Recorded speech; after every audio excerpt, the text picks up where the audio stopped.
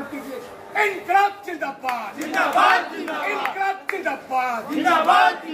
Max अस्पताल doctor Ramaji Chaudhary के सामने सभी इलाज एक छत के नीचे, हाईटेक सुविधा से लैस 24 घंटा इमरजेंसी सेवा और राजनंदी एम्बुलेंस सर्विस। पूरे भारत में कहीं भी जाना हो डायल करें 9801882735। सिर्फ एक कॉल पर उपलब्ध ICU, वेंटिलेटर, ऑक्सीजन। रेल में हड़ताल के लिए मतदान। All India railway men's federation के 99वें राष्ट्रीय अधिवेशन जो मुंबई में 8 से 9 नवंबर 2023 को आयोजित हुआ, उसमें पारित प्रस्ताव के राष्ट्रव्यापी आह्वान के अनुसार 21 एवं 22 नवंबर को रेलवे में हड़ताल के लिए कर्मचारियों द्वारा मतदान किया जाएगा। इसी कड़ी में एनी रेलवे मजदूर यूनियन सिवान शाखा के द्वारा रेल कर्मचारियों के बीच हड़ताल के लिए मतदान का कार्य संपन्न कराया गया, जिसका नेतृत्व सिवान शाखा के शाखा मंत्री कॉमरेड विनोद रंजन ने किया। शाखा मंत्री ने बताया कि 1 जनवरी 2004 के बाद केंद्र एवं राज्य सरकार की सेवा में आए कर्मचारी को एनपीएस में रखा गया है, जिन्हें पुरानी पेंशन नहीं मिलती है। सरकार का एनपीएस को लाभप्रद बताने का दुष्प्रचार था, वह भी सतह पर आ गया है और एनपीएस के जो कर्मचारी लगभग 18 वर्ष की सेवा करने के बाद सेवानिवृत्त हो रहे हैं, उनको मात्र 500 से 2000 तक ही पेंशन मिल रही है। इन्हीं सब बातों पर केंद्र एवं राज्य सरकार के कर्मचारी शिक्षक, जिसमें कल 36 संगठन शामिल है, और इन संगठनों ने विगत 10 अगस्त 2023 को नई दिल्ली में एक विशाल महारैली में यह निर्णय लिया कि सरकारी कर्मचारी 21 से 22 नवंबर 2023 तक हड़ताल हेतु स्ट्राइक वॉलेट लेंगे, क्योंकि सरकारी कर्मचारी हड़ताल पर जाने से पहले स्ट्राइक वॉलेट लेते हैं और कर्मचारियों की कुल संख्या के 60% वोटिंग होने पर सरकार को नोटिस देते हैं, और इस मतदान में मतदान का प्रतिशत जब 60% से अधिक हो जाएगा तो रेलवे के सारे कर्मचारी संभवतः जनवरी 2024 में हड़ताल पर चले जाएंगे। हड़ताल के मतदान के लिए सिवान स्टेशन पर एक बूथ बनाया गया एवं सभी कार्यालय एवं लाइन में भी घूम कर मतदान का कार्य संपन्न कराया गया।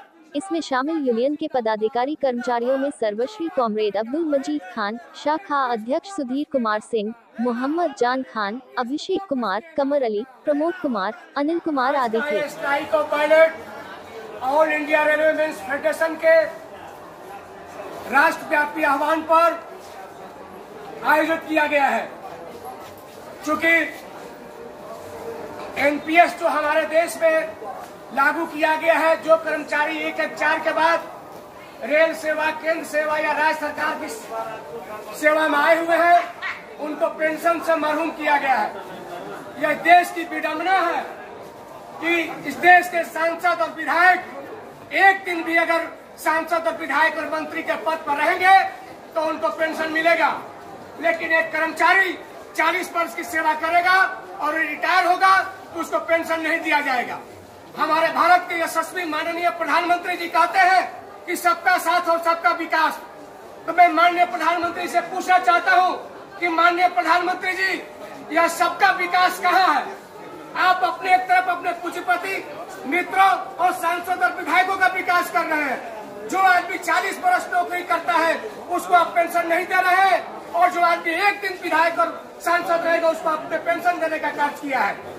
साथियों, आपको क्या चाहिए होगा कि एनपीएस में जो कर्मचारी 17 और 18 वर्ष की सेवा के बाद सेवानिवृत्त हो रहे हैं, उनको पेंशन मात्र 500 से 2000 रुपये दिया जा रहा है। यह कहाँ की विडंबना है? आप कह रहे हैं कि सबका विकास, आप कह रहे हैं कि 1 नेशन 1 इलेक्शन, आप कह रहे हैं कि 1 नेशन 1 राशन। तो माननीय प्रधानमंत्री से मैं पूछना चाहता हूँ कि प्रधानमंत्री जी, या 1 नेशन 1 इलेक्शन, 1 नेशन 1 राशन, तो माननीय प्रधानमंत्री जी 1 नेशन 1 पेंशन क्यों नहीं हो सकता है? साथियों, इन्हीं सब मुद्दों को लेकर के पिछले 10 तारीख को ऑल इंडिया रेलवे फेडरेशन के राष्ट्रीय हमारे महामंत्री और 36 संगठनों, आपको जानकर ताजुब होगा, उसमें केंद्र सरकार और राज्य सरकार के 36 कर्मचारी मजदूर शिक्षक संगठनों ने यह आह्वान लिया कि 21 और 22 तारीख को हम स्ट्राइक फॉर पायलट लेने का कार्य करेंगे। चूंकि हम लोग की बाध्यता है कि केंद्र के कर्मचारी एकाएक हड़ताल पर नहीं जा सकते हैं। हम लोग हड़ताल पर जाने के पहले नोटिस देने का कार्य करते हैं, और यह 60% हमारा बैलेट होगा तो हम हड़ताल में जाएंगे, और संभवतः मेरा स्ट्राइक बैलेट के बाद जनवरी में हम लोग अनिश्चितकालीन रेल का चक्का जाम करने का काम करेंगे। इसलिए मेरा सरकार से आग्रह है कि जीपीएस को वापस